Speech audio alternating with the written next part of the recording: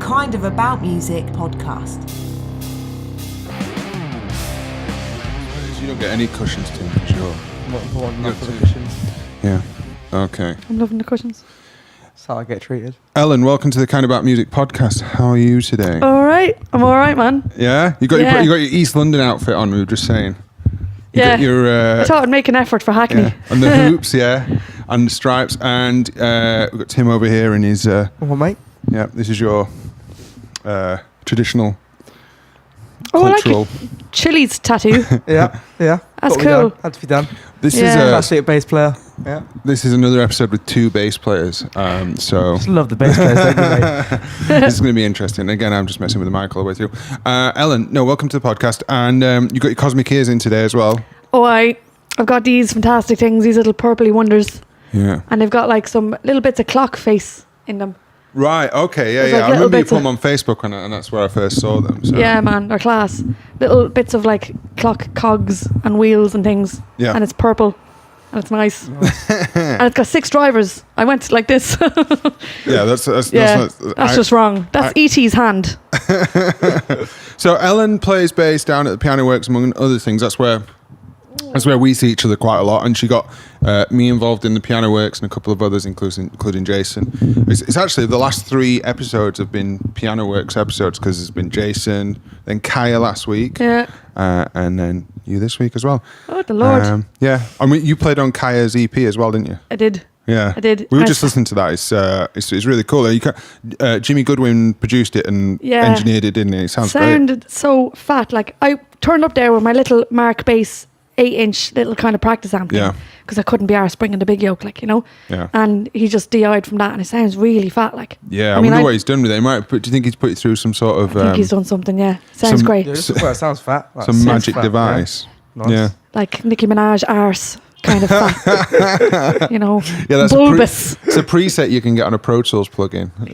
If somebody's missing a trick, if they haven't got the Nicki Minaj, or you could have the Kardashian bass boost. Yeah, well, you see, the thing about the Kardashian ass is that it's fake, isn't it? When you see those pictures of her that are not done by her I've seen that. paparazzi people, it's like it's clearly like an injection of fat. It looks like a nappy. It's not. She's got like these skinny legs and then massive arse, huge arse. But it's like floppy. Yeah. So what would you be doing with that? Like, if that came at you, you know, what do you do? Yeah, I know. I know. Well, you shoot it with a dart and you hang it on the mantelpiece. She's like game hunting, like a 40-year-old not athletic person. So she just, and that's what she looks like on these unedited photos, but with a huge, like, it just looks like a nappy full of shit. Yeah, I mean, you could park your bike in it. Yeah, maybe. Exactly. Go to the shops. It's got no relevance to what actually when she posts that break the internet stuff. It doesn't look anything like that. Right. So there you go. Yeah, and I've seen that. She's got the pictures from like the paparazzi that she's hired, and then there's the odd one that pops up as like a normal person taking a picture, and it looks totally different. Yeah. Well, there you go. Yeah. So this is the gossip, the TMZ gossip Jesus podcast. Right, bass playing. Okay, so you're obviously from Ireland. Yeah. Whereabouts in Ireland are you from? How did you get involved in being in London and all the shit that happened? Let's talk about some of the stuff that you do as well, because you're at the Piano Works. You're playing on Kaya's EP and other stuff like that. You've toured extensively. You've written for Bass Guitar magazine.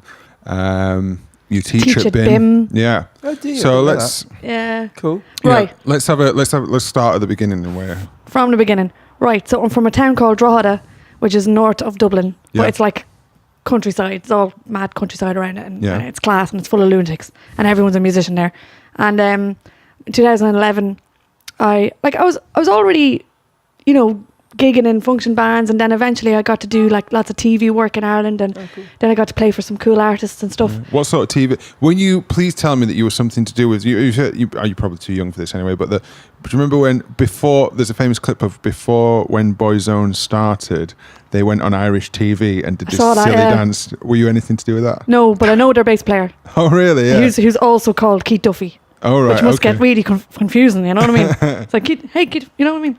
Yep. Because never mind. Are you talking about one of the Boyzone's people? One of the guys in Boyzone, sorry, I can't talk today, is called Keith Duffy, and the bass player is also called Keith Duffy. Ah, right, okay. So how confusing is that? Like, you know what I mean? Yeah.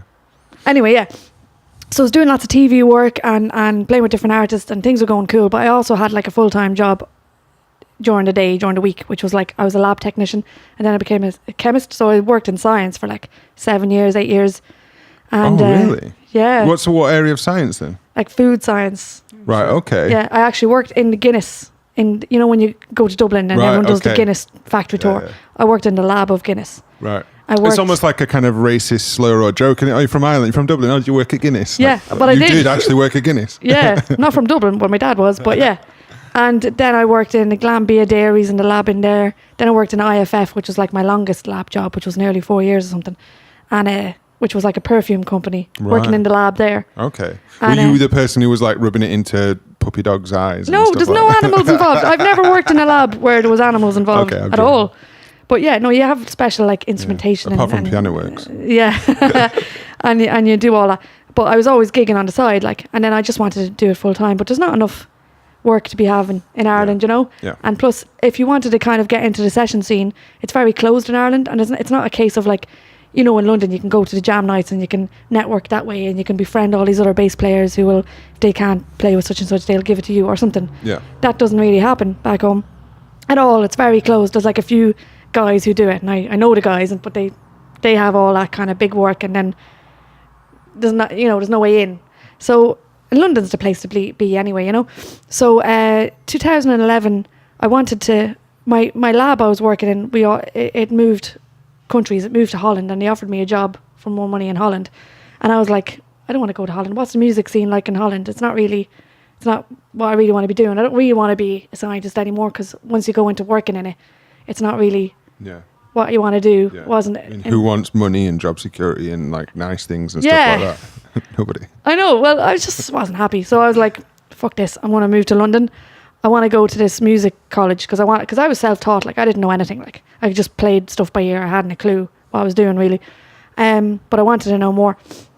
So I was looking at the institute back then. It was called the Powerhouse years ago, and then it became the ICMP, the Institute of Contemporary Music Performance. So I saved up all my money, got all my redundancy money, and I was like, right, I'm moving to London. I'll gig for a while, for like a year, save up as much as I can, and then move over. So that's what I was doing.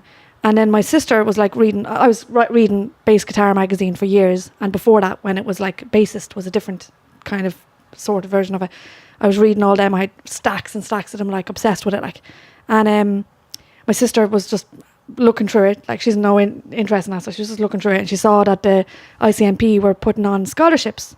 So you can go and, you know, if you can apply for the scholarship. If you win the scholarship, then they'll pay for the higher diploma for you. And you'll also get a free Music Man bass, and I love Music Man, and all this kind of stuff. So, and you'll get to write a little column in Bass Guitar magazine. So I was like, right, I didn't even entertain that idea, because I just thought it was going to be all like the John Mayungs and John Patitucci's of the world applying for it, like, you know. I just thought, hey, you know, I'm more of a kind of groove player. I'm not very flashy, like, I don't. Right. I don't know. I've heard you get down and get nasty and dirty every so often. Every now and again. Yeah, I'm getting flashier as time gets on. But like, I love to sing and play. Yeah. That's kind of like my thing, you know, and play as part of a band and just lock in with the drummer and kind of just do my job really. But every now and again, I'll just have an old wank. Yeah. A slap. We've done every now and again. Every now and again. But so she convinced me to apply for it. So I applied for it anyway. Didn't think anything would come of it. Then they called me and said I made it to the final. And what I had to do was I had to write an essay about my experience as a bass player. I had to do like a solo video, like a 3-minute video of me doing like a bass solo thing. So I got my loop pedal out and I did some chords, did some percussive stuff, soloed over, sent that in. They said I made it to the final, came to London, went and did the final. It was me and like 4 guys. And we had to do like a 5-minute bass solo in front of like a representative from Bass Guitar magazine, someone from Music Man, the head of bass and the head of like the higher diploma course were all there, and everyone had their families and friends with them, and I just went on my own, like, because like my parents were away and my brother and sister couldn't get off work, so I just went on my own and I did it. And then you had to go and be interviewed by a panel. It was like The Apprentice, and we're all sitting there and they're asking you all this stuff, and then it came to announcing the winner, and one guy did this like Jacko type thing, and I was like, right, he's going to win. And then the other guy was just like kind of, the other guys were good, but they were like playing the backing tracks, and I just thought, oh, that's not really much. But one of the guys was pretty good, and I just thought, all right, that's it, I'm going home. But fuck it, I've got enough money, I'll come back anyway. And they announced the second winner, and I was like, it was the guy I thought would get it, and I was like, all right, fair play, cool, you know. And then they said, and the winner of the 2011 Music Man based scholarship has shown great experience on stage and screen and blah blah blah, all this kind of shit. And it started to sound like me, because I got to talk to the other guys, and the other guys didn't really have that much experience, you know, session experience and stuff. And I was just listening going, it sounds like me, but it's not me, like, no way. And I just had my head down thinking, no. And it's Ellen O'Reilly, our first ever female winner as well, because they had it like 10 years before I won it, and then I won it, and that was awesome. And I got to do the higher diploma for free. They paid for my fees. Music Man gave me a Stingray, which is now back in Ireland, because I got John Paul Jones from Led Zeppelin to sign it. Really? Oh wow, yeah. Sick. Class day. Nice. Yeah. And they were giving me Ernie Ball strings and shit like that all the time. And then I got to write this little column from Bass Guitar magazine. Then a new editor came into the magazine, and the old editor was Nick Wells, who now does iBass magazine. And Joel McGrother took over then, who's now the editor of Bass Guitar magazine. And he's like this, he's really well known as an author for like heavy metal books, and he's done loads of stuff. He's done like loads of other magazines, like classic rock and things like that. And so he's now the editor. And he was like, you know, when this year is out, I really like the way you write. Would you like to be a freelance writer for Bass Guitar magazine? I was like, all right, yeah. Yeah. So then I was getting paid. Say no to that. Yeah, to go and interview people. Like I've interviewed your man from Papa Roach and Les Claypool, and well, I didn't get to interview him, but I got to meet him. Did you hear why Les Claypool sound to Interscope? I heard this story the other day. What? So Les Claypool is what's the Primus? Primus, I love Primus, man. So the reason why they signed to Interscope, because they had different record companies coming after him at that time, it's that guy Jimmy Iovine, who's the partner of Dr. Dre for Beats and all that sort of thing. He was the head of Interscope Records, and when they started it, he just wanted to do something that distinguished his record company from others. So they signed this. Basically, it's like an early version of Ricky Martin, but way camper. This Latin guy singing it. It was basically every song was like Despacito sort of thing, and he signed him just almost for a laugh. And the reason why Primus signed apparently was they said, "Listen, you signed that guy, so we're going to sign with you." Really? So that's how they ended up on Interscope. Just because they were mental, like. Yeah, just because they liked that the record label was willing to do something different. And, well, that's good, because Primus are mental. Yes, they are. Yeah. Sailing the seas of cheese. Yeah. Anyway, yeah, so I got to interview John Myung, was my first cover story. Wow. That was awesome. And I went, like, I remember going to the hotel, because they were playing Wembley. And I was in the hotel, and I got to, like, there was, like, some kind of super fans downstairs, you know, the Dream Theater, fucking super Locrian freaks all downstairs, you know. Super Locrian freaks. And I went upstairs. Jordan Rudess is just sitting. There's like the bar at hotel, and Jordan Rudess is just sitting over there with Stephen Wilson from Porcupine Tree, just having an L natter, like. And then I'm sitting in the next booth, and the PR lady comes on and says, "Oh, John's ready for you now." And I go in, and John Myung comes in, and I'm just sitting there waffling to him, because he doesn't really talk a lot, and he's really quiet. And he's like, "Well, what you had to do was, Joel told me what to do. I had to bring like a little my iPod with me." And with little segments of bass lines, like from Dream Theater songs, that to get him to talk to about, because it's like fucking dragging water out of a stone with this lad, you know what I mean? Doesn't talk a lot, like. And so I just let him listen to bits, and then he'd be like, "Yeah, that brings me right back to when we were in the Ting studio and we did this, and oh yeah, and that was really groovy, and yeah." And then he just, you know, and he just let him kind of like whisper away. And I didn't really could hear him in person, you know. When I listened back to do the transcription for the interview, it was like, then I could hear what the fuck he was saying, because he was just so like this, and oh my God. Well, he wasn't quite as camp as that, but really, really quietly, like. And then we were talking about his little fingers, right? And his fingers are all like the one length. It's freaky. Right, okay. You know the way he does that, like 3 hand? Yeah. They're all the one length. 3 hand tapping. 3 fingers, sorry. That's If you're in Sellafield. What's the third hand? You can do that kind of. Well, that comes in handy. Anyway, yeah, you know what I mean? That was an innuendo. That was a dirty joke. But like, it comes in handy with all this kind of crack, doesn't it? Like, yeah. And yeah, he's just sound, and really small little hands, and like, and then we started talking about Rush, because their new album at the time reminded me a lot of Rush, and like, I love Rush, so we just had a big chat about Rush. And when I think of Rush, I think of lots of major chords, like all the major chords for some reason, and a very high pitched. Yeah. I'm watching. I'm addicted at the moment to a series called Trailer Park Boys, and Rush. I love that. Oh, it's my favorite. I'm addicted. I've got my girlfriend. She's hooked on it as well, but she laughs at how hooked on I am. But all the time, they're always like Rush is coming in and out of that. Yeah, they actually appear in a episode. Have you seen it? They kidnap Alex Lifeson. Yeah, that's right. Yeah. That's great. Yeah. Wow. I love it. But I love Geddy Lee.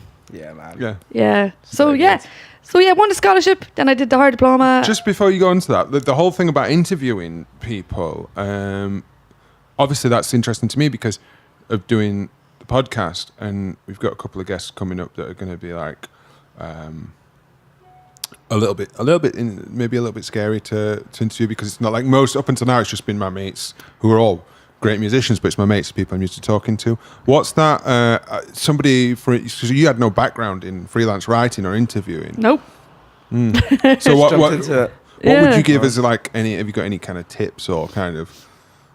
Because I think it's really interesting for musicians to interview musicians, because you get out of them. If you watch your favorite musicians interviewed, normally, if they're playing a band and they get interviewed by MTV or whoever it is, it's not a musician, and you're listening to it, even just as a fan, thinking this person, the band member's bored by the questions. The person who's interviewing didn't really get what they're asking. Whereas I think when you get musicians, as long as you don't go too into, for a bass guitar magazine, it might be different, but a musician has got more to connect with the person. So I like it when musicians tend. I mean, that's the idea behind this and the plan behind Probably this. get a better assistant, mate. Yeah. Yeah. Well, there's like a few things for Bass Guitar Magazine anyway. There's a few things you should always kind of ask. I mean, ask about. It's always interesting to find out what made someone play that instrument in the first place. So that's always a good question to ask. Ask about the projects that they're doing at the minute.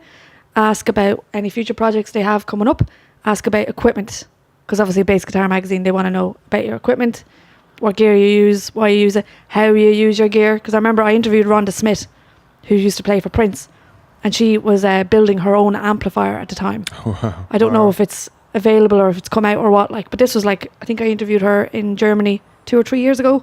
I went to the Warwick Bass Camp, Right. Nice. and there I got to interview Stu Ham, your man, what's his face from... Is Stu Ham the guy who plays for Joe Satriani? Yeah. Yeah. Chuck Rainey, Yeah. Wow.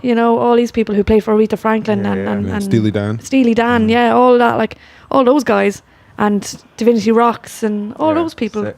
getting to interview them, and that's the kind of stuff you ask about. Ask them, how did they get into it? Why bass? Yeah. Because that's what the readers are interested in, what equipment they're using, what the projects they have at the minute, because they might be promoting a tour, they might be promoting playing with a certain person, And So why bass? Carry on with where you were going. You were talking about, so you got the scholarship, you came across. Yeah, I got the scholarship. Then I did the higher diploma. Did the other two guys who were the second and third winners, did they get anything? Third one didn't. There was no third. Third. Oh, right, yeah. In Ireland, we say third. And we don't mean a lump of shite, we mean 3, I used to have lads. We'll put subtitles and... Fuck's sake. Father Ted, be careful now. What's going on? I was saying on the... when you won the scholarship, you got 3... Two lads. A lad came second. He won for half his course fee to be paid for. Right, yeah. And he got a t-shirt and a mug or whatever. Yeah. And then I won fabulous things. Yeah, it was wow. great. And then I did the degree, but also from the bass show, from winning the scholarship, as well as having a column, which led to me actually being a writer for Bass Guitar Magazine. I got to appear at the bass show, because I was, you kind of get you win a bass from Music Man. We struck up a friendship. I ended up getting an endorsement through the Strings and Things guys. Ended up playing every year, apart from this year I didn't, at the bass show on the bass stand. And normally I was doing it on my own, sometimes with backing tracks. Never really like that, or just doing it I prefer to do it on my own and do something chordal and sing over it and just do something that I could, because everyone else is slapping and doing something mental. Yeah, you know what I mean? So I just thought I'll do chords and sing, because no one else is bloody doing that. And it was cool, because I remember Guy Pratt's one of my favourite bass players of all time. Guy Pratt. Yeah. Played for Pink Floyd, Michael Jackson, everyone, right? He's amazing, and he's a comedian as well, right? And he was walking by while I was playing on the stand, because all these famous heads are walking by. Yolanda Charles is just walking around, Steve Lawson and Scott Divine, all these guys are all just walking around, and you're just like, oh, you know, head down. And I was playing away, and then Guy Pratt came along, and I was like, and I looked at him, and I saw him, and I was like, I just lost what I was doing, and I said, oh, sorry, my favourite bass player just walked by. And then he said, you're my favourite bass player here, and he was like pointing at me and shouting, and I was just like, as Sven was taking photos with my boyfriend, because I was just buzzing. And then John Paul Jones was like, stood and watched me play. No way. And then he was signing basses at the Manson stand, because he's with Manson guitars, because he plays all them mad 12 strings and shit. Yeah. The same basses and guitars that Muse use. See what I did there? Haven't had my oil today. Yeah. So and got him to sign my bass, which is now being kept safe in Ireland. Yeah. And so from there, you're at the bass show playing every year. You get to know all these heads. You know, got myself a deal with Mark Bass, and got a deal with Zoom, got a deal with Sandberg basses. Nice. And I'm playing a lot of Elixir strings at the minute because I love them. Yeah. So I'll be Shout out to Elixir Strings. Love you guys. Hey, They're so silky smooth. they're so silky smooth. I'm trying to decide whether I like the NanoWeb or the OptiWeb ones for the guitar most at the moment, and I think I like the OptiWeb, the newer ones, because I think the NanoWeb ones make. I notice I break a couple more strings than I do with the OptiWeb. Geeky conversation. That was like the nerdest thing that's ever Yeah. said on here. Nano No, but I web. did it the other day. I literally the other day I played like for half an hour with my top E missing. So it's like, and I had to do about 3 or 4 solos. So it was a good exercise. You have to find it, you know. I played a 5-string guitar for half an hour the other day. Oh, You seen the video when Victor Wooten's like soloing and his string breaks and he just like repositions and just carries on like nothing happened? No, I haven't. Mental. Brilliant. Yeah. He's a ridiculous human. Yeah. He is. Nano He is. web. That sounds like a granny from the Fens. NanoWeb. So, You kept talking. so the bass show, the guitar magazine, and you're over here, and then you're at the Institute. That's what they call The it. at that Institute, point, yeah. Is Dave Marks there at that point? He was. He's not anymore. Yeah. Phil Mann used to teach there as well. He's not anymore. Yeah. It's class. It's a class place. Yeah. It's cool. You So were there. Yeah, I was. Yeah, What you did you was do? I did the high diploma and the BMOS. I did the hard diploma and the BMOS. Yeah. It Yeah. was- yeah. What'd you think of it? Probably best not to say on camera. Oh, Oh wow, controversial. Well, actually, no. To be fair, I really enjoyed the high diploma. I'd like that. yeah, it was just like a lot of playing. A lot the of hard playing. diploma and the second year of the degree. Yeah, because that's Didn't when you like were the first playing. and third. Yeah, because there was Yeah. no playing. No. Yeah. Yeah, I totally agree with you. Yeah. Totally. Yeah. Yeah, the second year is just intense playing. Yeah. It's like, let's all play Briarly Lurgan Yeah. and shit. And you're just like, Although I think they dumbed it down a bit by the time I got to it. I think. Oh, it was insane when I was there. It was still like- good though when I did it. insane stuff. Yeah. The third term of the high diploma for me was like the best. When it just did Oh, all, yeah. like the APW class. We just did like fusion and jazz and all of that. Yeah, hard diploma was brilliant. Yeah. Absolutely brilliant. I think that's the thing with those sorts of courses. What you want to get from them is you want to get exposure to and explanations of styles of music that you wouldn't normally know how to do. And if you're not getting to do that, then you kind of feel like you're not getting out of the course what you should. Because like the written side of it and stuff, like did you do a lot of written Yeah, it's stuff? like a lot of essays. That's and, in the degree. Yeah. But the thing is, like, I mean, I get it. It's a the thing degree. is, like, if you're it's different here in England compared to Ireland. In England, you guys can like learn a contemporary instrument like a bass, electric bass or electric guitar in school when you're a kid. We don't have that in Ireland. Well, maybe it's different now, but when I was a kid, it was like traditional Irish instruments or Oh, classical. really? Oh yeah. Wow. The So I lute. played the fiddle for a while and I went through loads of different things. Nice. And it's like, there's no outlet for it. Like, and I'm from this small town. There was no one even to teach electric bass. You know what I mean? So I was completely self-taught. I didn't know anything. Like, literally nothing. Someone said modes to me. I was like, you know, you might want to put cream on that. I don't know. I'm a bit like that now. Don't talk to her. She's got Dorian. She's got Slut. Well, I had Lydian last week. You know what I mean? This kind of I didn't know what the hell that was. I thought it came with a salad, you know? Yeah. No, I think. Yeah, I think that those sorts of courses, their strength is that they can get, if they can get you, like you're saying, the jazz and the fusion. It's stuff that a pop player or a rock player might not normally actually be having any exposure to. It's different with YouTube and stuff now. You can find anything out, but it's good. That's what I can imagine you would have got the most out of. Yeah, I think for me, I was 17 when I started, so I was literally just playing Chili Peppers and slap bass and just fast but not good. Like, I feel like the main thing I got was discipline more than anything. Just learning to sit there, learn to play the metronome, learn to read, train my ear. To a what? To a metronome. All right. What's that? I've got a cream for that as well. Yeah.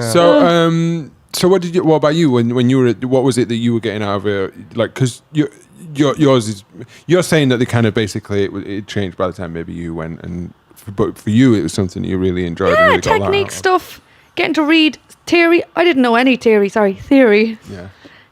I didn't know anything. Yeah. So what I did know from doing music in school, I didn't know how to relate that to my instrument, and that's the thing. Because after as well as doing interviews for Bass Guitar Magazine, I had my own harmony and theory column in the beginner section at the back. Yeah.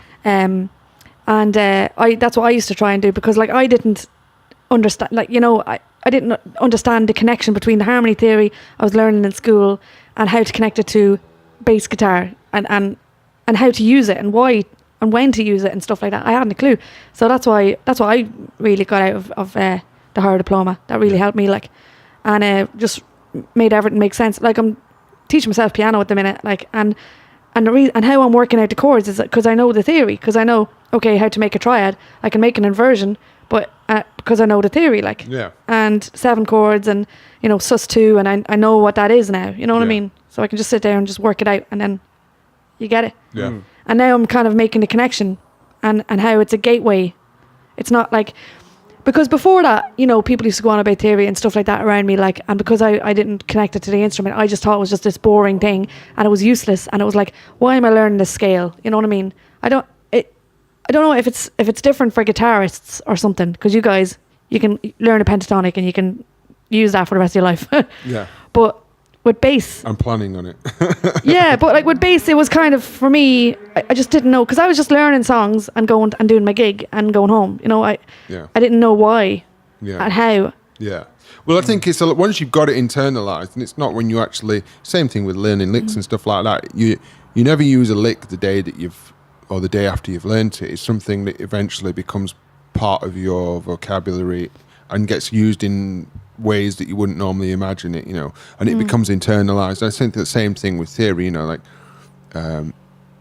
learning what at the piano works, you've got a lot of stuff to do with, for instance, ear, because you don't know the song, and maybe the piano player's playing it different from the chord chart that you've got. Following it, half of it is your ear and half of it is knowing where it's likely to go, because you know about harmony and the theory of harmony. So I think it's useful like that. And obviously it's the same thing of once you've got the rules, you can break the rules and all that sort of thing. Yeah, but I think a lot of people get really scared about harmony theory, because they think, really there's only 3 scales in the world, really, right? And we really only use one of them. Well, 90% of the time you're using the major scale.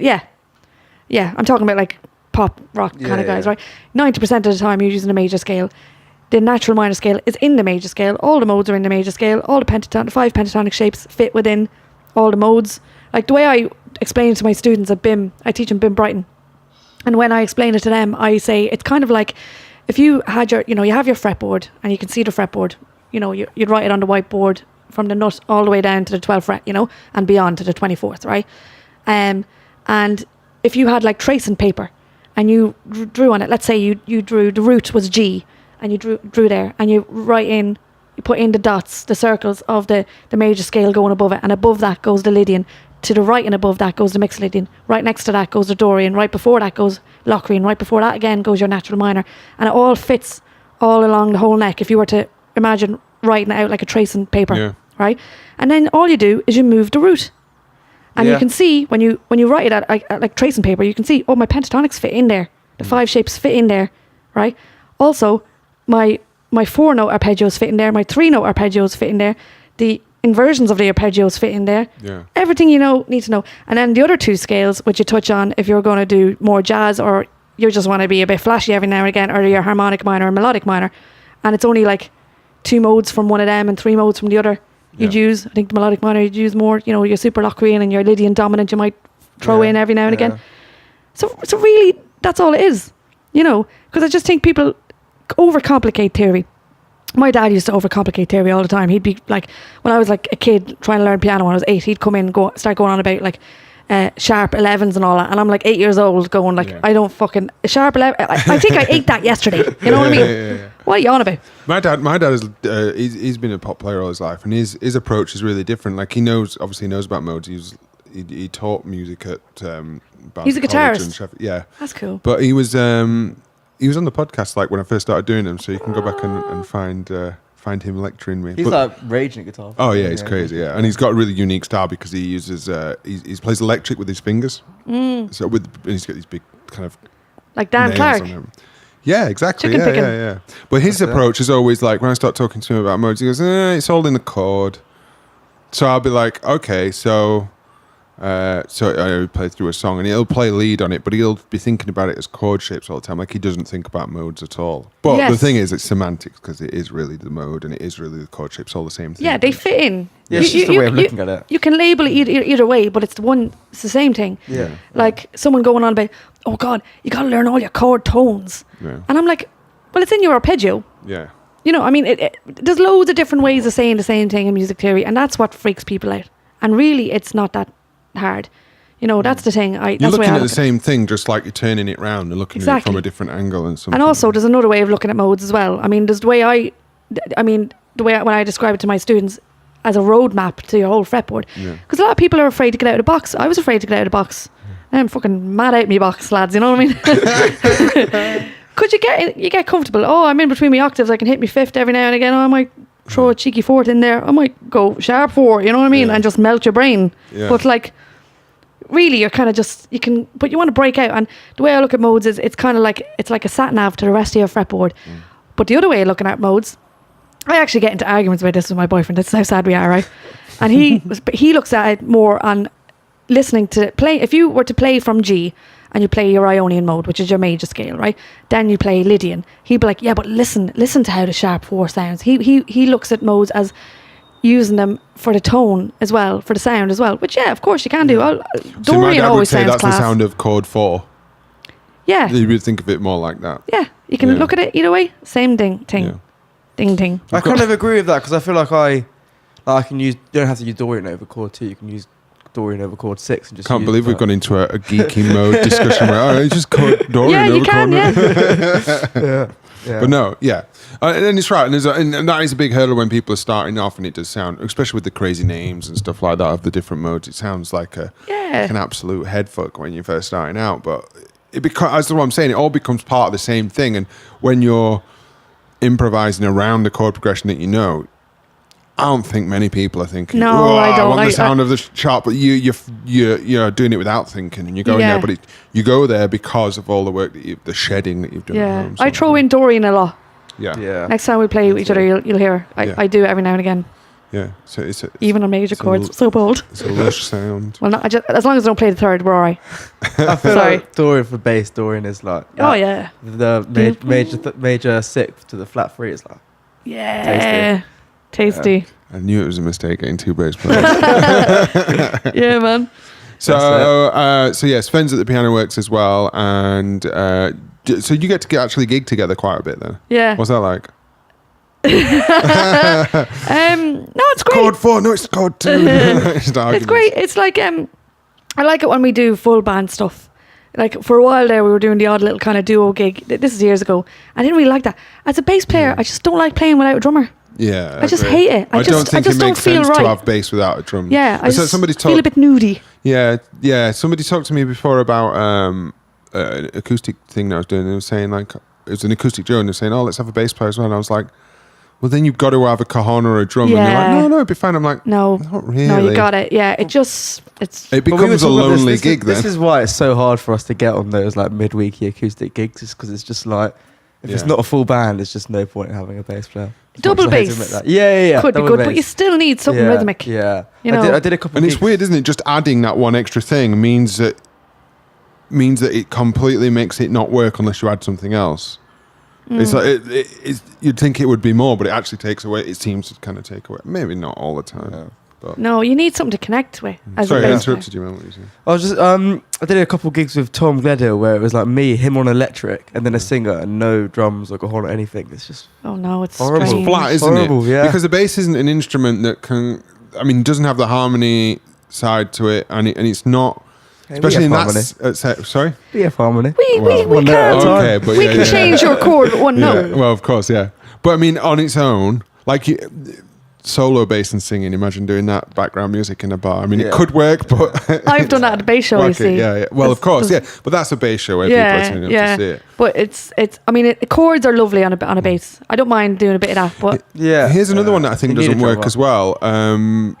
It's very hard to make it work. I did some gigs with Jen Armstrong from Piano Works again, and she's great. She's amazing. But I was playing acoustic guitar and she was playing piano. That's a combination that I'm not sure.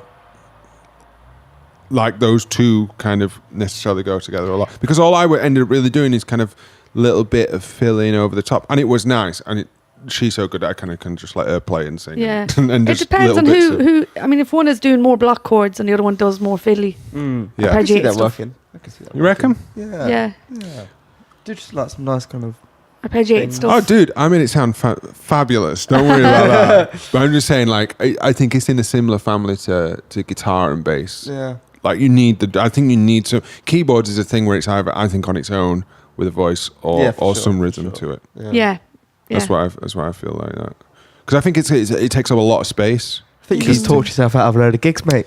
Well, I can make it work. What I'm saying is other people may find it difficult. Well, the only way I think an acoustic thing might work is if it's double bass, because that's quite Yeah, progressive. I think I you're right. suppose. Yeah, and you end up slapping on it and stuff, and it starts to get a bit of rhythm into it. Yeah, and it's kind of that sort of It's that vibe, isn't it? yeah. Yeah.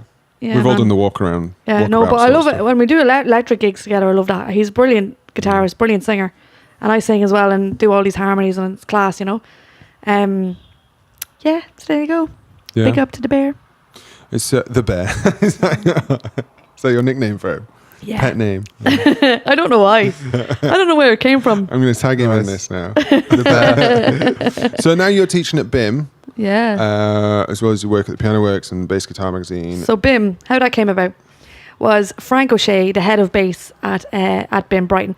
He was also a fellow harmony and theory writer at Bass Guitar Magazine at the time. Oh. Right, and he was doing the advanced technique or something like that. And he saw me play at the bass show, and the first 2 or 3 years, I think I was just playing on my own solo. And then I said to the Music Man guys, you know, I said, I didn't want to play on my own or with a backing track or doing, you know, I was like, listen, is there any chance if I take less money, could I have myself a little trio? Like, you know, with guitar, you know, drum and guitar. And they were like, oh, I don't know. And I said, how about, to really sell the idea, how about I make it all female? And they were like, we're liking that idea. Yeah. And he went, underwear? And you went, no. So the first time I had Hayley Kramer on drums, who's now a big rock star in America, playing with a band called Pop Evil. And she's one of my best mates. And then on guitar, Ailey McKellar, brilliant guitarist. And we did kind of like Live in Colour, you know, Love Rears Its Ugly Head. I sang and played. We did some Stevie Wonder stuff, Nice. Sir Duke and I Wish and all that crack. We did a bit of Chameleon. Did other kind of stuff. Red Baron or something. And then the next year, Hayley was away. So Shan Monaghan played drums, who's now also at the Piano Works, and Ailey, and we did that. This is like one big advert for the Piano Works. I Yeah. didn't intend it to be that. No, there's anything wrong with Yeah, that. how that came about, right? So they're open about 2.5 years. Sean's amazing as well. She's great. Like she's got a great feel to her playing and stuff. It's always I always smile when she's on it. Yeah, and my housemate. We're all Yeah, living she's together. your housemate. Yeah, Yeah, Hayley, Shan, Sven, and me all live together. Oh, really? Nice. It's class. Just instruments. It's fabulous. Yeah, you can do a gig in their living room. It's like literally set up like that. Really? Yeah, Nice. we should take the Wait. podcast because I'm mad to play. Yeah. You Bet your know? neighbours love you. They don't mind actually. really? Yeah, Nice. it sometimes every now and again they might like Whereabouts text are you? downstairs. Kilburn. Kilburn. Yeah, But, they don't care in Kilburn. Every now and again they might text downstairs and say, "Look, you know, Yeah. my granny's upset." Yeah, I think it should be. I think it should be a Dorian rather than a Lydian. That's it. Yeah. Sven's like, Go it's time to give over that sharp 4. Yeah, but how the Piano Works came about. So that place is open 2.5 years, and the whole idea of the place is like there's like a house band, and they play for like nearly 5 hours a night, right? And just singing piano players. Well, they're playing keyboards in piano shells, right? And they're facing each other. Then you got a drummer. Then you got bass and guitar, and then you've got like trumpet or saxophone on the other side, right? And everyone in the audience makes a request. Blowy instruments. Yeah, all the blowy lads are on one side. They give the request to the band, and we have to play it, like any request. And the piano players change the key to suit their voice. Any song in any key, and you have to do it. Like, it's mad, you know. The first time I did it, like, it was just, Jesus Christ, a stress. It was just, what is... You know, because my friend, basically, they didn't have bass at all when they first opened. They had like 2 months of no bass guitar. See, again, that's weird. Just like having bass with acoustic guitar. A band without bass doesn't make much sense. Yeah, they had like brass and drums and guitar and no bass. Really? They had brass before they had bass. Which is like insane. And so how they were trying to explain to the owner, because he didn't necessarily understand like the role of... We were always forgotten. We're just forgotten as the bass guitar, and he didn't necessarily understand. So what the guys in the band tried to explain were like, look, you need bass, blah blah. He was like, I don't know, don't we, you know? And he was like, what I really want is a female backing singer. So Dan Clark, who was on guitar, and Karen Straw on trumpet, they're both mates of mine from previous gigs. Their eyes lit up and they were like, well, we know a female backing singer who is a bass player. And then they called me and told me about the gig, and I remember Dan telling me about it, and I was like, no way. What? 5 hours for and no, any song in the world, like, what, in any key, what? And just get used to it, you know. And then that was it, and that's how they got bass in, because it was like, and then once they got bass in, wangled your way in. And then once they had bass, and then it was me, Alan and Lenny for years, and then once they got bass, it was like, all right, now you can't imagine. Alan teaches ICMP. Yeah, he's wicked. He's a legend. Alan Meehan's a legend. It's always funny whenever a S Club 7 song or something comes up. Because he's played on it. He played on the record, and everyone looks at him to check. And Return of the Mac. Basement Jacks. He played really? I did not know that. And Alan Red Meehan. Alert. Shit. Basement Jacks, Red Alert. I know he did. Bow now. That was him. Yeah. Wow. Alan Meehan. Yeah. Get him down. I'm going to ask him. Their whole family is like, they're all musicians. Because like Ricky Meehan, I didn't even realise they were brothers at first. Yeah, Dave Meehan, brilliant trumpet player as well. Yeah. They're class. I've not met Dave, but... oh, he's lovely. Yeah. Lovely. Alan's like a serious bass player. I remember seeing him when I was teaching ICMP. I was like, wow, just grooved. Oh, yeah. He's got perfect pitch as well. I mean, how jealous. Yeah. So that job's easy for him. It's perfect pitch. It straight away. Oh, it's not. Like the thing with people with perfect pitch is a lot of times they say it's as much of a burden as it is a... I don't know. I would love to have that. Anything that's not exactly perfect, they can tell, and it grates on them. Yeah. So I suppose. Yeah. But still, I would still love to have that. Yeah, of course. It's banging. Especially on a gig like Piano Works, you just hear the chords straight away. Yeah. That's so easy. That would be so class. easy. Have you seen that thing online with that guy? He's called... Oh, what's he called now? He's like a American guy, middle-aged, kind of white hair, Rick Beato or something, and his son kid, Dylan or something can tell you all the notes in a 8-note chord or something like that. Like doesn't have to. And he's like trained him. Apparently, he trained him to have perfect pitch by playing him really complicated, like classical and jazz, really complicated harmony stuff and atonal stuff when he was a baby. And eventually, got to a point where he'd heard that each pitch in so many different scenarios, so that he'd got used to how any way that particular pitch, say an F sharp, right? So he's heard that F sharp against almost every situation it could possibly be in, against any note in any rhythm and anything, any octave, because of all this crazy classical music that he. It sounds like torture to me, but and basically, then this kid by the age of 7 or something had perfect pitch but didn't know what the notes were. So what he'd do is he'd play the guy'd play him something, and the kid would say it by like songs that he knew, and say, "Oh, that's the first note to Ghostbusters" or whatever, you know. That's amazing. And then he started teaching him what the notes were on the keyboard, and then he had the names of the perfect pitch there. It's amazing, man. That's insane. Yeah, like the video about it's really crazy.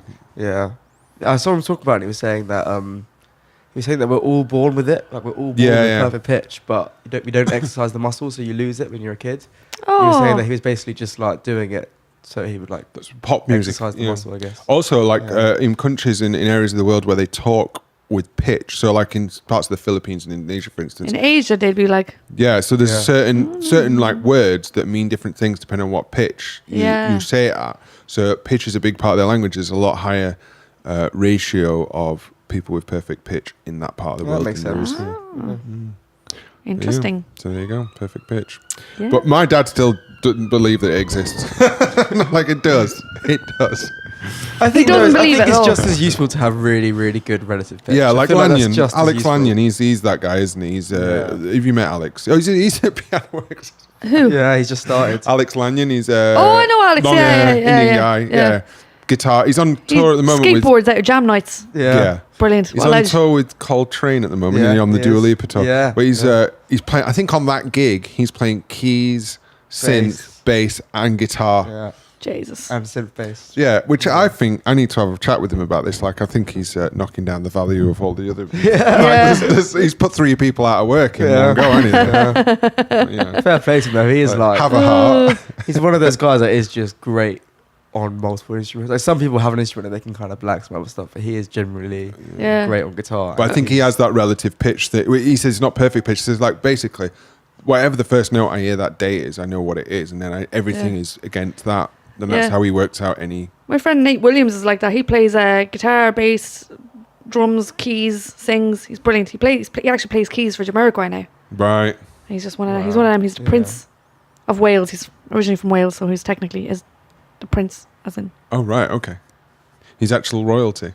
No, as in like Purple Rain, the Prince of. You know what I mean? Oh right, okay. I was going to say because one's much funkier than the other. Charles ain't that funky. No, mate. But yeah. That's. I think I would prefer to have the relative pitch thing than a crazy. But I mean, it's like, what would you prefer, like a G6 or a Rolls Well, Royce? Piano Works really helps for relative pitch. Yeah, for sure. My ear's gotten so much better since I've started doing it. Oh, yeah. Like fast will say, look, I can hear things a lot quicker than I used to be able to. Yeah, it's not just that, but it's the communication as well in the Yeah, band, yeah. because you're like constantly, you know, whoever's singing on the piano is leading the band as an MD, and if they stop for some point, then someone in the band has to kind of take over. Like, Yeah. you know, if it's sometimes I'll do it or Dan will do it and try and bring everyone to the end of the song and all this kind of stuff, and everybody has their own kind of like hand movements. Like I like Jimmy's. Yeah, Jimmy's. I don't know what that is, but I know that this is like, we're ending. Sometimes some No. of them Choo do choo. this, and you think that they mean bridge, but that actually means end. Yeah, And Jim it's like, does right. that. Yeah. Jimmy does this. He does that to end the song, and it's like When I first started think we gigging and he was bridge. doing that, I just thought he was having a party. I just thought, like, or he's got maybe some Aryan tendencies. Yeah. Just like, well, He mixes it up though. He does that, and then he does this, and then he does, and it all means end. Like, you I know. think it depends on how far down his whiskey glass is. Oh yeah.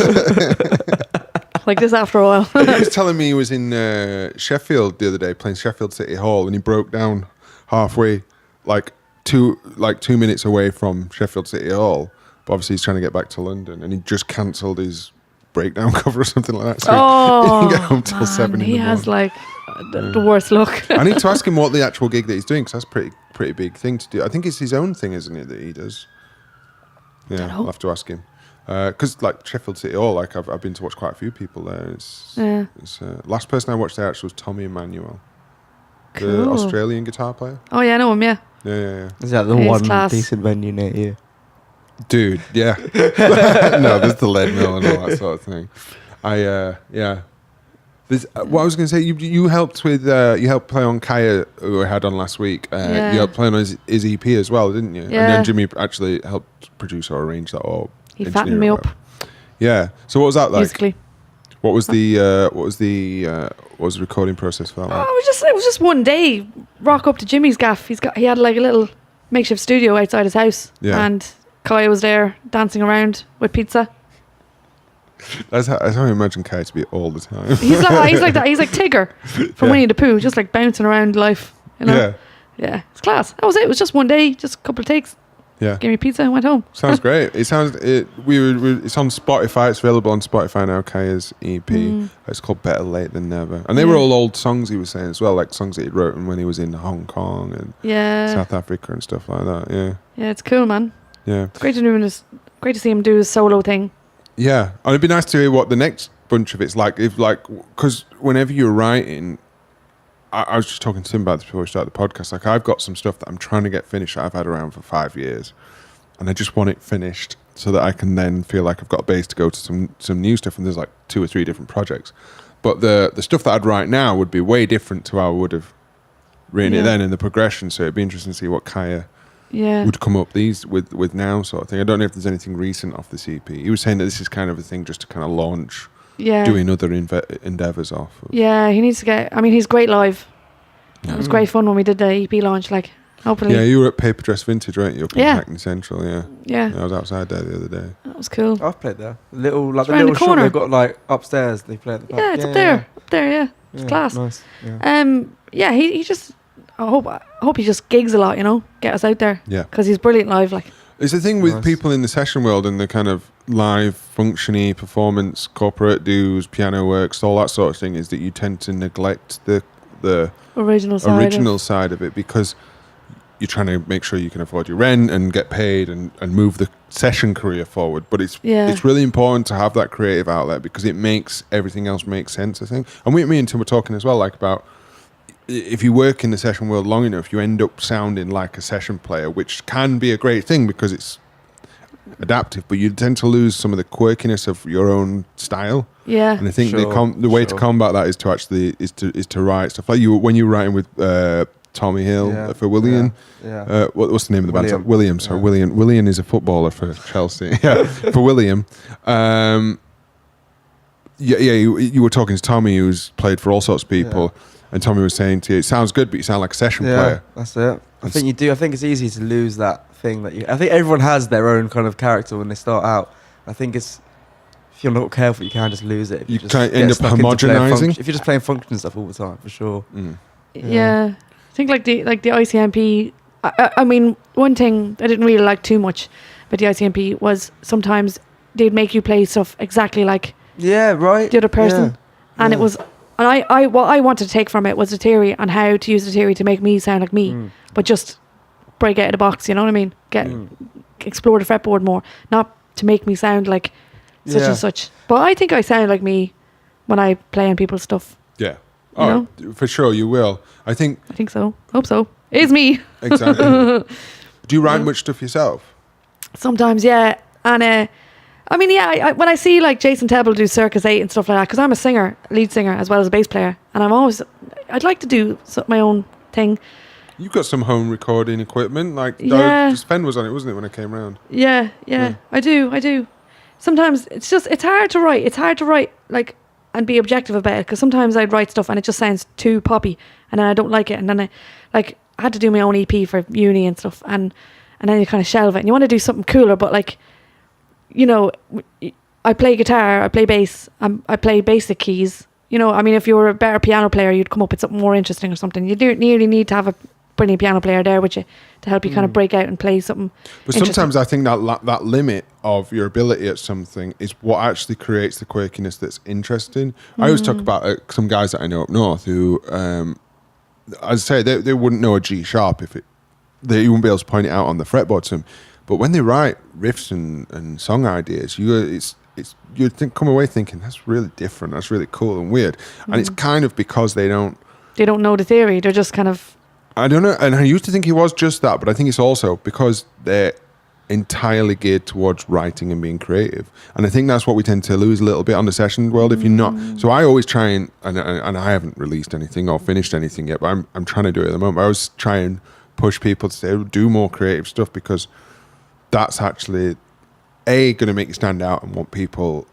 Oh, I want that sound. You know, like I don't. For instance, if you take on the bass player I know about Jaco Pastorius or whatever, like there weren't many bass players that sounded like him when he came out, was there? And then all of a sudden it became a thing where loads of people tried to sound like him. Well, that was because he had that sound. And the same thing with guitar solos or drummers or whatever. And I think creative projects and stuff are useful for that. I know that I get penned into that whole thing of trying to get I need to get some more fusion licks, and I need to get a smoother tone and all this, and then like I listened to a couple of things that I wrote 4 or 5 years ago. I'm like, that guitar solo is cool because it's just weird and noisy, and it's like there's no fusion licks going on there, and that's much more likely to actually appear on a pop record than me doing impressions Then, like, of an Steve educated- Morse or yeah. like or, Like an educated line, yeah. which has all got the clever shit in it. Yeah, that actually can become really homogenized and boring. And also, it's not true to who I actually am as well. Like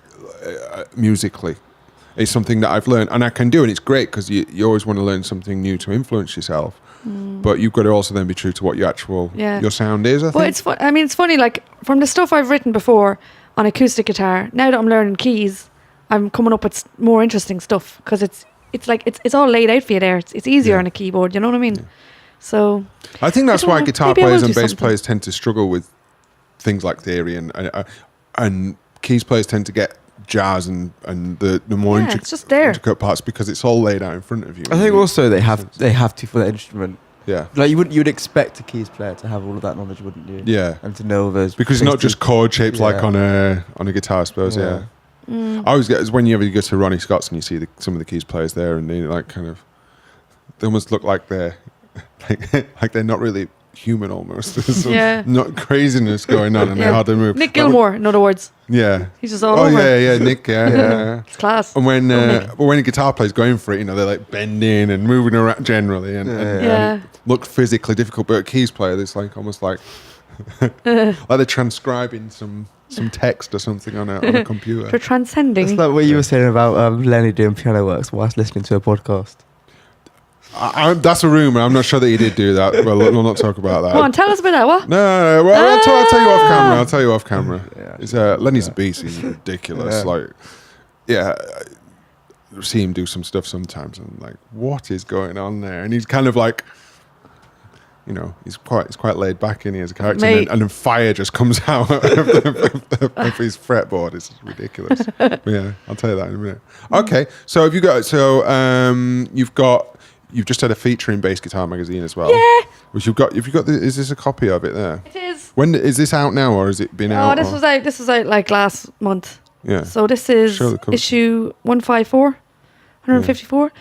There's my name, Ellen O'Reilly. Oh, wow. Ellen O'Reilly on the front of Bass Guitar Magazine. I know, yeah. Right below Ida Nielsen and Lee Pomeroy. I know Lee Pomeroy. He plays for Take That and ELO. Yeah. Sound lad. Yeah. And then where is it now? It's pretty damn cool. And it's got you've got a rundown of like how you got into it, were you influence of your dad on your playing as well, and kind of all the projects you've been doing and what's coming up. A link to your new website, which I think by the time new website. I'm going to put this podcast up early next week. So by then you should have your website. Oh yeah, which is made by the fabulous Jimmy Mac Designs. I do a little bit of website design on the side and just helping plug. Ellen out. Yeah, so it'll be EllenO'ReillyMusic.com. That'll be it. Check it out. There you go. I hope the camera picks that up all right. I'll zoom in on it when I edit it. Yeah. When I had hair. Exactly. In your dungarees. And you got the photo shoot done with Tor Hills. Yeah. Nice. This is the coolest picture. Yeah, I like that one. That's class. With the shadow and She just told me to just flip my hair back and got this banger. And there's my beautiful Sandberg California VT 4-stringer. Gorgeous ash. It's chambered body. Why chambered body? Lighter. Geeky for a second. Okay, yeah. Hip long shot. gigs. Long gigs, 5-hour long gigs. Hip shot detuner. Because every now and again, you want to go low, Yeah. And it's just banging because I was with Music Man for years and I was playing the Sterlings. Now, this is the thing about Music Man, which is very confusing, okay? They have two kinds of bass guitars called Sterling, right? I think it's the same for the guitars. One is like really expensive high-end one, which just costs the same as a Stingray, probably a bit more, right? Which is the ones I have. I've got a 5-stringer and a 4-string, right? And then there's the entry-level kind of entry-level kind of version, which is the equivalent of a Squier, right? Which is also called a Sterling. It just has a different font on it. Like it's really but it's chalk and cheese. They're completely different. So what is the Sterling range? Is it like a range? It's basically. Does it just mean it's made in the East or something like that? No, it's made in America. It's just like a different sound to the Stingray, isn't it? Slightly less in your face. Right. Yeah, it's a slightly warmer tone and a smaller body. Everything's a bit squished. It's just a bit smaller, which is great for us little tiny-handed people. You know what I mean? The Donald Trumps of the world, like me. That just is wrong. Sorry, but you know what I mean. All this, so it's just lovely and small and sounds lovely. And I've got a 5-string and a 4-string version of that, and but well balanced, but still heavy, right? Yeah. And in the piano works, I'd be there like 3 or 4 nights a week, doing the 5 hour long, 4.5, 5 hour long. With massive traps all of a sudden. Yeah, I remember one time we were doing it was like a bank holiday weekend, and we had a Sunday gig, which was like 2 shifts, and there was no one available to do the second shift, so I did 9 hours. He's doing that in a couple of weeks. Yeah. He's doing it on his birthday. On my birthday. What a dope. Brunch. What are you playing at, mate? I don't know. Sit down for the first bit. And Yeah. Oh, no, it'll be brilliant. Oh, when it's your birthday, the piano works. It's class. They give you champagne and everything. Oh, really? Yeah, it's brilliant. Like, you know. Anyway, 9 hours, but I was 9 hours straight. Have There's you no ever break. seen him drunk? I did one back to back. You can't stand up when he's drunk. Never mind, play a gig. Yeah, that's right. I've got to sit down anyway. I did a gig there with Jason. No, but I did. It was like consecutively. Right. There was no. Wow. It was just consecutively like this. Kai was on that gig. I remember. I'm going to be interested to see this. I'll be there because it's your birthday, I reckon. Although it's a Saturday night in May. Maybe not. Well, we'll see. But me and Jason, we had some drinks throughout the evening. The first time we played together at the Piano Works. But we're adults, we're men. So like you, mate. I don't know about this. I don't know if this is a good idea. Anyway, right. You're right. So Music Man, lovely bass, very heavy, but well balanced, but heavy, right? So I was getting all these massive like shoulder problems, like I was going to masseuse and all this crack. It was just, I was getting the big comfort straps do help, but like it's you just didn't have the one that's like a harness, did you? No, Lenny did. Lenny had one. Of course, Lenny but he lost it. He got probably like his mum coming, like just took it off him. I'm not having the son of my way. The piano. They probably thought it was like some sort of sex toy or something. You know what I mean? Like just hook up the woman. Ever since he's become a vegan, he's been a nightmare. I'm sorry, Lenny. I'm sorry. You will listen to this. But he had one, but I don't know. He doesn't know where it is now. Really? Egypt. I feel like the one gig where it's appropriate to wear one of those is that piano. Yeah, but it's just wrong looking, in it. Like just get a lighter bass. If you're not sure what we're talking about, it's basically it's a guitar strap. Only bass players would even consider this, but it's a guitar strap where it's actually like a harness. It's a baby holder. It goes thing. over both shoulders. It's like the thing that holds the babies. Yeah. But the bass is on it. It's for middle-aged blokes who have little MIDI clips on there. It's with the LEDs. Yeah. You know what I mean? The Weekend Warriors with the LEDs, man. Yeah. It's like, oh, fuck's sake. Exactly. No. No offense to anybody out there. Yeah, I'm not. Like, I was like, Lenny had it, and he was like, "Oh, Ellen, do you want to use it?" And I was like, "No, I'll just fuck up my shoulder. I can't wear the baby harness. I'm sorry, lads. Yeah. You know what I mean." So what did you do with the shoulder? So I said it to the Music Man lads, and they were like, "Oh, we don't really have anything lighter, and you can always go to Sims and get Sims to like make a new." And it was just like loads of money, and I was just like, you know what, I don't know.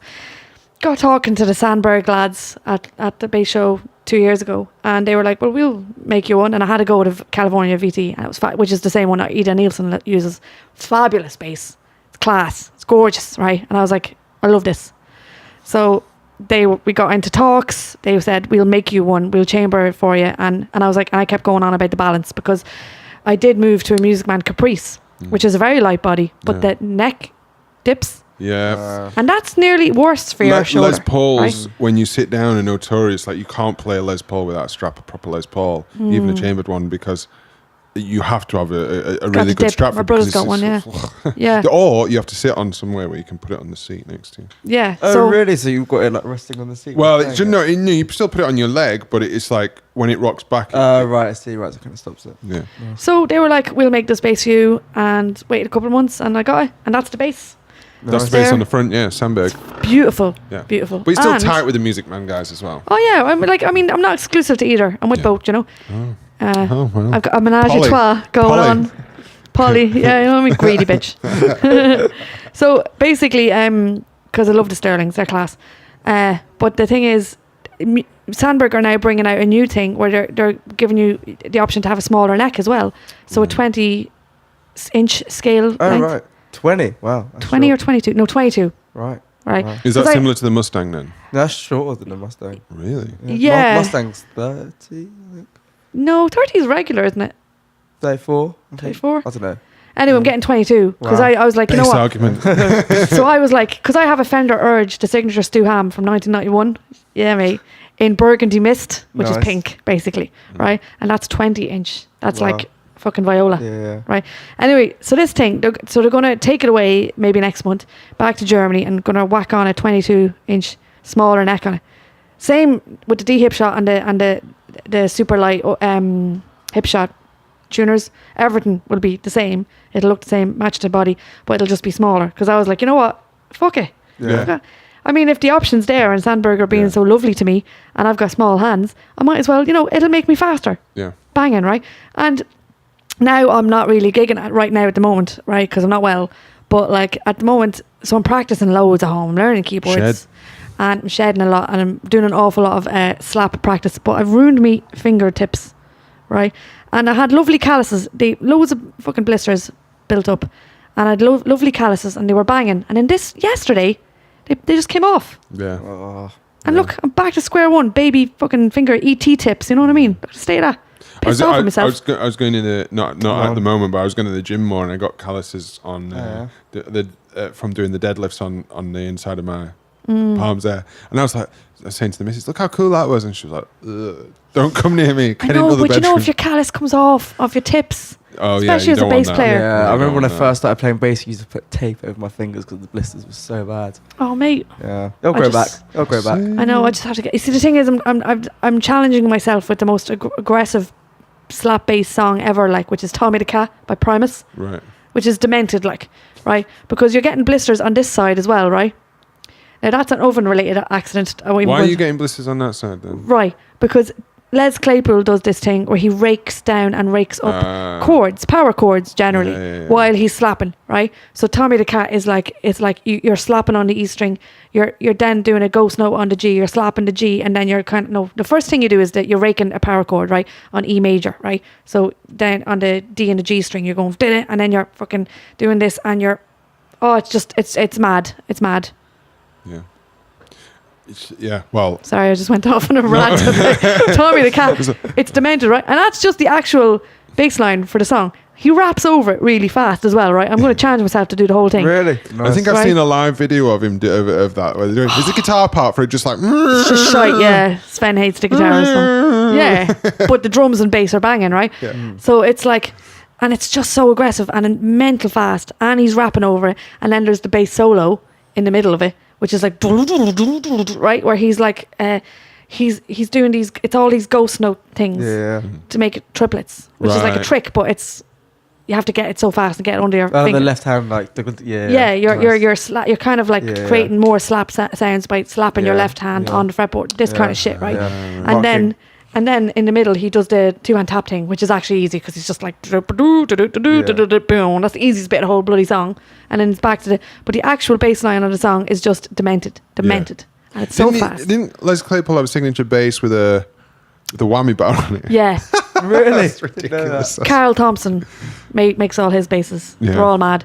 And then on the original of that track, like, it's a 6-string fretless Carl Thompson bass, but live he'll do it on a 4-string. And now he plays Fender Jazzes now every now and again. Right. Doesn't he have short scale? I think I've seen him play some short scale basses but as well. He's huge. Yeah. Like, I met the lad, right? He's massive, right? It's just like, you know what I mean? Trees. Yeah. He's like an ant.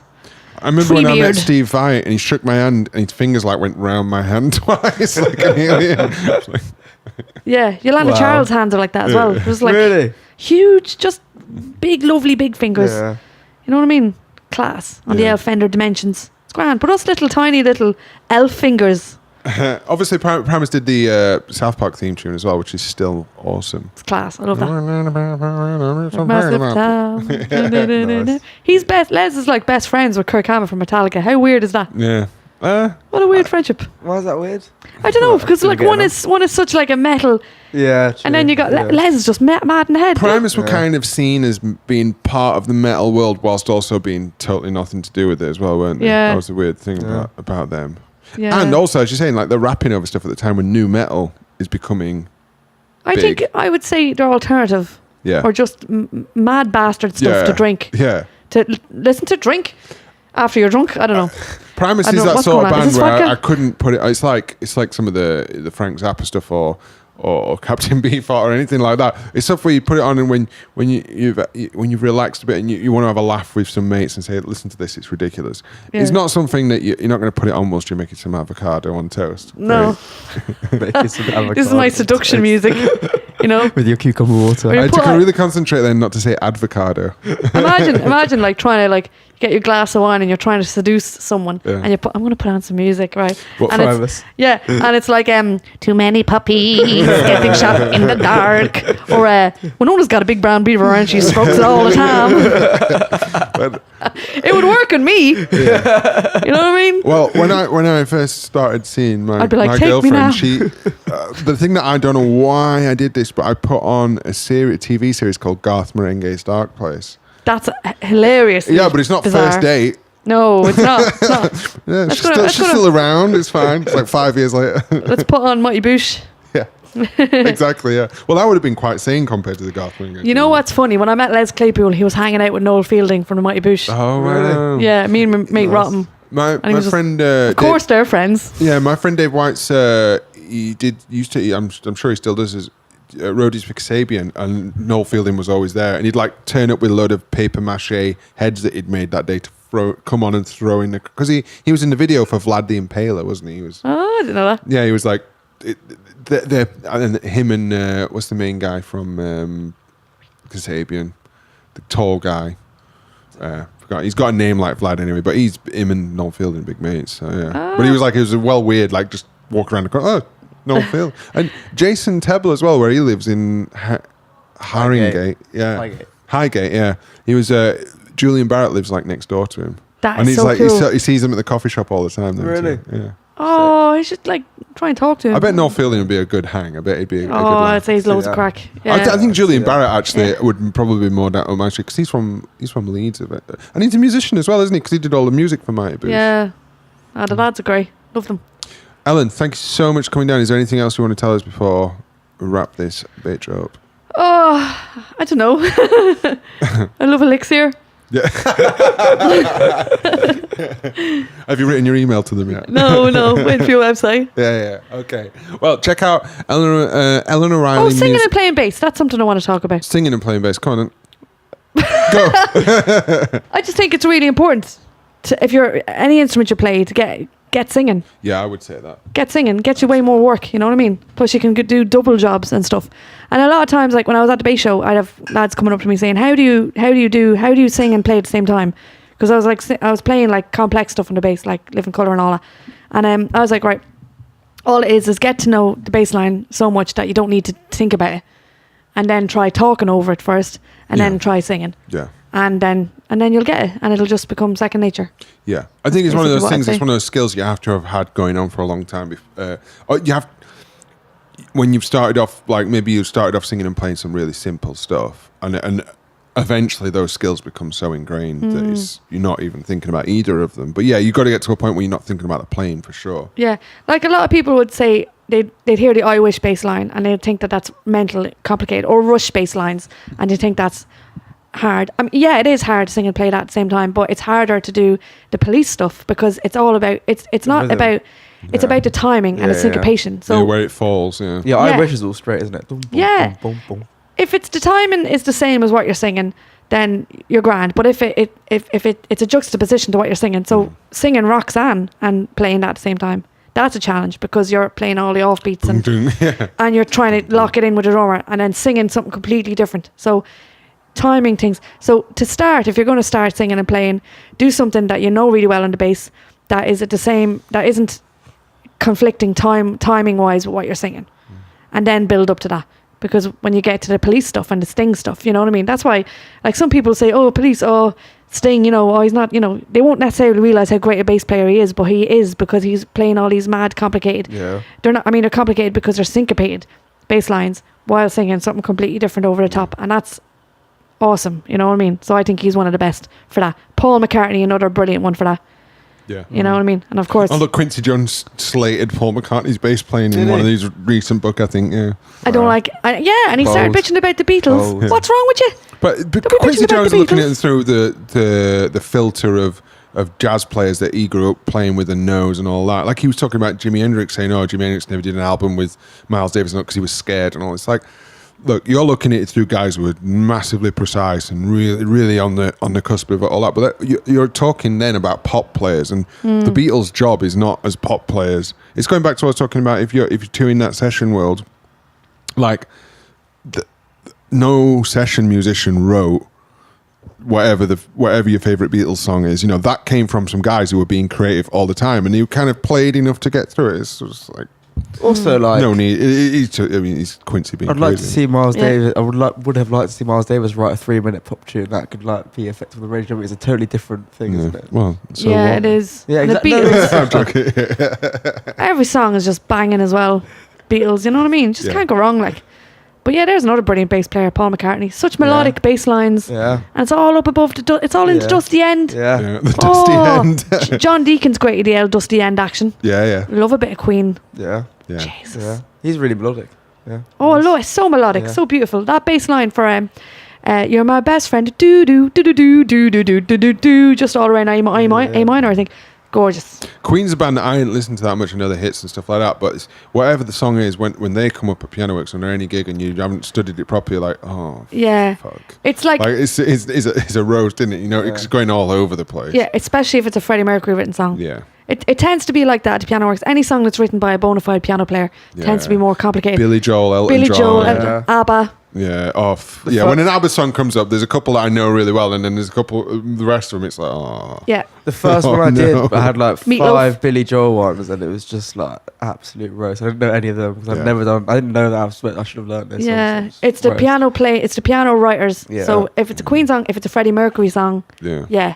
it's going to be all bit all over the shop. That and it's probably just my immaturity, but that world of those piano songs, they've never done anything for me. It's never been a work like the Elton John, the Billy Joel, and ABBA. I get more because me and my mate Chris Aspin have laughed about how good the bass player is on the ABBA stuff. it's class. Yeah, it's so well produced. And once you get through the chinciness of it, you're like, I get it. But the piano playing stuff, yeah, like the Elton John and the Billy Joel and the Queen stuff, it's always been that kind of like. I come from more. I like more kind of like heavy rock if I like rock, and then more kind of R&B, like old R&B, like Chuck Berry. And Are you trying to say that you don't like Queen? How dare you? I'm not.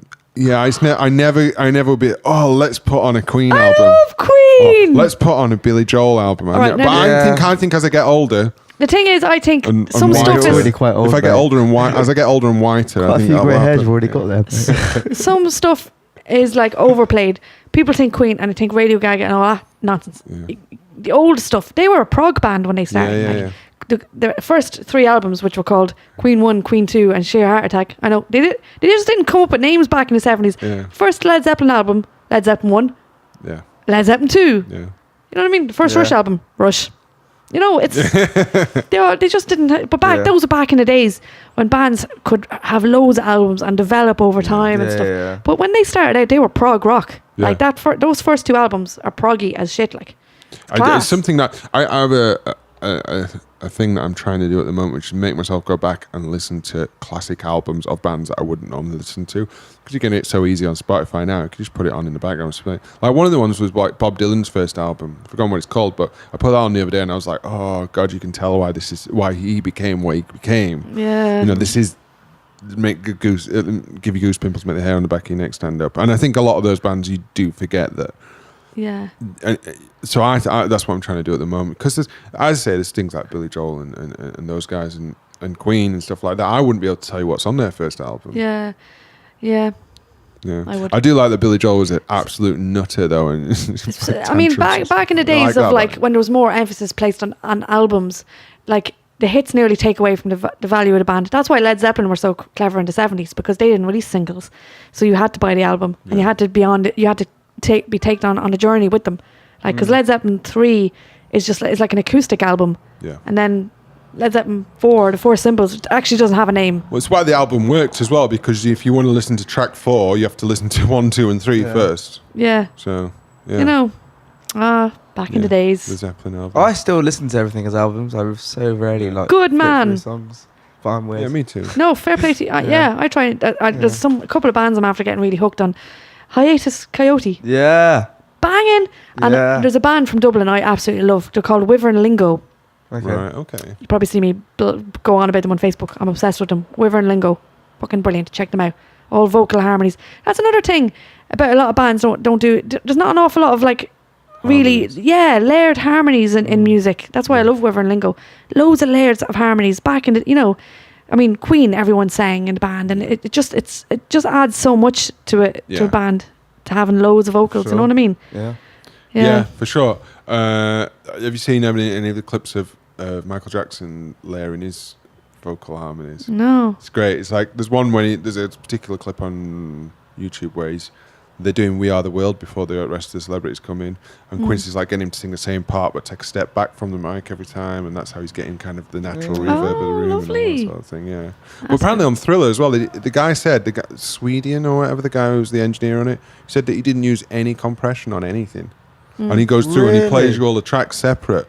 And that's insane if that's true, because that album's bang. But apparently when they first pressed that album, Michael like ran away crying and said, "It's all off, I don't want it," because they tried to fit so much on the disc that the grooves are too narrow and it sounded thin. So they had to remix the whole album in a couple of days, and then and eventually got it sounding like it does. I saw a thing with Questlove when he was talking about, because he got the original file somehow, and he was saying he couldn't believe how much stuff they left out of the mix. Maybe that makes sense. Maybe that's why. Because he was saying there was loads of instruments that were just pulled down to zero, just completely out of the mix. Yeah. And that's the thing about it. It's like Thriller's almost got in some places kind of like, I think even more with the album before, Off the Wall, but there's definitely like almost, I don't think it's because there's some programmed drums as well, a hip hop vibe to it in that it's sparse in a lot of places. And then you got the Quincy Jones genius of the orchestral hits coming in exactly the right places as well. And it didn't hurt that Toto are playing most of it as well. Yeah, I would say that's my that Michael Jackson was my favourite Toto singer, because Thriller is a Toto album basically, almost. Yeah, man. Some players a in lot that of it band, written though. by a Yorkshireman as well, guy from Scarborough. Yeah, I love it. I'm liking the new bass player. Which new bass God, player? I went to see Toto with the Royal Albert Hall. right, yeah. Oh yeah. Yeah, True, and he you all sings- came down to the Studio 88 afterwards. Yeah. Yeah, Toto. Yeah. Well, they Toto they must have a new singer as well, because Yeah, they their do. main He's singer- actually the son of someone. He's the son of John Williams, Oh right. like okay. the guy who does all the movie music. Oh Yeah. right. Sorry. Yeah. He's John Williams' son. Right. Okay. John Williamson. Yeah, there you go. Yeah, if he was Viking. But the original singer, the guy who did all the high pitched stuff, he went to prison, didn't he? Yeah, he can't sing like that anymore, and he's a bit mad now, And isn't he's he? Fat. Yeah, he's really fat. He's as like well. mental, apparently. Really? Yeah. Damn. Yeah, he downloaded some questionable stuff. Did on he? there, Jeez. apparently, yeah. Shit. Yeah. Right. Anyway, on that note, right, Ellen, thank you so much for coming down and talking to us. It's a big journey for you as well. So, getting across London. So, check out Ellen's website, which will be up by the time this is out, which is EllenO'ReillyMusic.com. Yes. We'll have links to all the social media and stuff on there.